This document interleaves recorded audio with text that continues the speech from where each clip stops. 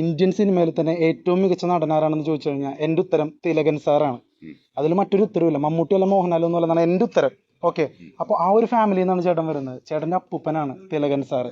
എത്രത്തോളം ഗ്രേറ്റ്ഫുൾ ആണ് ചേട്ടൻ? ഗ്രേറ്റ്ഫുൾ ആണ്. അതിനൊരു രണ്ട് വശമുണ്ട്, നല്ലതുകൊണ്ട് ചീത്ത വശമുണ്ട്. നല്ല വശം ഓഫ് കോഴ്സ് അച്ഛൻ്റെ ആ ഇതിൽ അച്ഛൻ അവരെല്ലാം ആക്ടിങ് ആയിട്ട് വന്നതിൽ എനിക്ക് ഒരുപാട് അഭിമാനമുണ്ട്. അവരുടെ കൊച്ചുമോനായിട്ട് ജനിച്ചതിനൊരു ഒരുപാട് അഭിമാനമുണ്ട്. പക്ഷേ ഇതിനകത്തുള്ള ഏറ്റവും ഒരു നെഗറ്റീവ് എന്ന് വെച്ച് കഴിഞ്ഞാൽ എൻ്റെ അഭിനയത്തെ അവരുടെ അഭിനയമായിട്ട് കമ്പയർ ചെയ്യാം. അവരൊക്കെ ജനിച്ചപ്പോഴേ നാടകത്തിൽ ഈ പ്രായത്തിൽ നടത്തി വന്നതാണ്. എനിക്ക് തിയേറ്റർ എക്സ്പീരിയൻസ്, നാടക എക്സ്പീരിയൻസ് ഒന്നും എനിക്കില്ല. പക്ഷെ എന്നാലും മാർക്കോലി വെറുതെ സീനായിരുന്നു ചേട്ടൻ. ഫസ്റ്റ് പടം ഒന്നും പറയേയില്ല. അല്ല, മാർക്കോലി ഞാൻ നന്നായിട്ട് ചെയ്തിട്ടുണ്ടെങ്കിൽ അതൊക്കെ എൻ്റെ കഴിവൊന്നും ഒരിക്കലും ഞാൻ പറയില്ല. അത് ഡയറക്ടറുടെ കഴിവാണ്, ഹനീഫുദ്ദീൻ സാറിന്റെ ചേട്ടൻ്റെ എളിമ.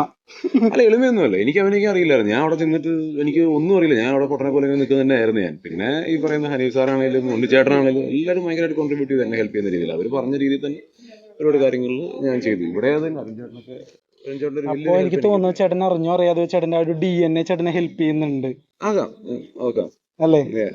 അപ്പോ ഇപ്പൊ ഈ ചേട്ടന് ഭയങ്കര എന്താ പറയാ, ഇങ്ങനെ പ്രതീക്ഷാഭാരമാണെന്ന് തോന്നുന്നു. ആൾക്കാർ ഇങ്ങനെ ജഡ്ജ് ചെയ്യും, ആൾക്കാരിങ്ങനെ. അതിനപ്പോ ചേട്ടൻ എങ്ങനെയാണ്? അത് ഇഷ്ടം പോലെ വരാറുണ്ടല്ലോ. ഈ ഇടയ്ക്കും എന്തെങ്കിലുമൊക്കെ ഫോട്ടോ ഇടുമ്പോഴത്തേക്ക് നിങ്ങള് ഇവൻ എന്റെ അപ്പനെ വെച്ച് കമ്പയർ ചെയ്ത് പറയും, പുള്ളിയുടെ ഓളം വരില്ല എന്ന് പറഞ്ഞ് ഇഷ്ടംപോലെ കമന്റ്സ് വരാറുണ്ട്. പുള്ളിയോളം ഞാൻ വരില്ല, വേറെ കാര്യം. പക്ഷെ അഭിമന്യു ഷമ്മി തിലകൻ എന്നിടുന്നതിന് പകരം അഭിമന്യു തിലകൻ എന്നിട്ടത് തന്നെ ഒരു ആദര സൂചകമായിട്ടല്ലേ? സത്യം പറഞ്ഞാൽ എനിക്കറിയില്ല. എന്റെ അമ്മ ഇടാൻ പറഞ്ഞിട്ട് ഇട്ടുന്നേ ഉള്ളൂ. ആണല്ലേ? ഓക്കെ, എന്തായാലും ചേട്ടാ ഓൾ ദി ബെസ്റ്റ്. ഒരുപാട്, എന്റെ ഒരു അക്ഷയ്.